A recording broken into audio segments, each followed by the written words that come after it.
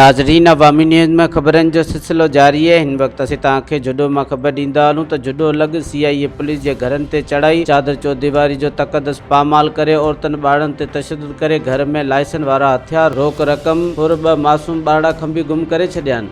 Police छापो हणी मुंहिंजे 2 ॿारनि खे खणी वई ऐं 7 साल ॿिए जी आहे 14 साल नंढड़ा ॿारड़ा खणी गारियूं ॾेई धमकियूं ॾेई इनायतला ज़रदारी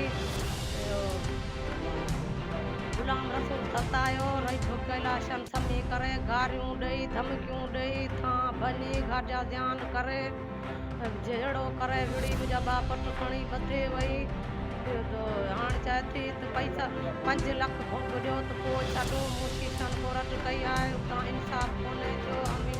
इंसाफ़ करो, ई ॿार ॿधा पिया आहिनि। तव्हांखे अपील आहे बेगुनाह ॿधाइणा आहिनि।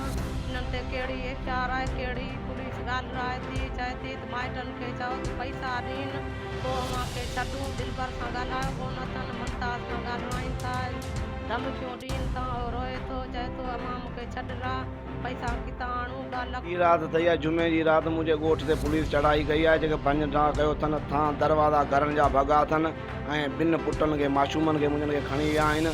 ऐं सियाई पुलिस मीरपुर ख़ास जी इनायतला दरदारी ऐं गुलाम हुसैन सदायो, उहो बि सियाई पुलिस में आहे। ख़ानकी वेस में, बिल्कुलु ख़ानकी वेस में हुआ। ऐं कलमो भरे थो चवां, ठीकु आहे।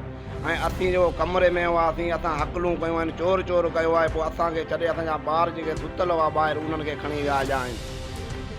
साईं हिकिड़े जी आहे 13 साल ॼमार, मुमताज़ जी आहे 13 साल ॼमार, ऐं उन खां नंढो आहे दिलबर जी आहे 7 साल ॼमार।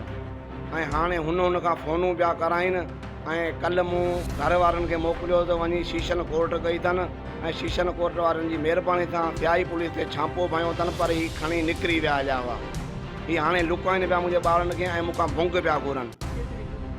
साईं 5 लख रुपया घुरनि पिया। हा, ऐं 5 लख रुपया साईं असीं ग़रीब मिसकिन माण्हू, असीं त कोन था ॾेई सघूं। हाणे असीं 5 लख रुपया किथां आणूं?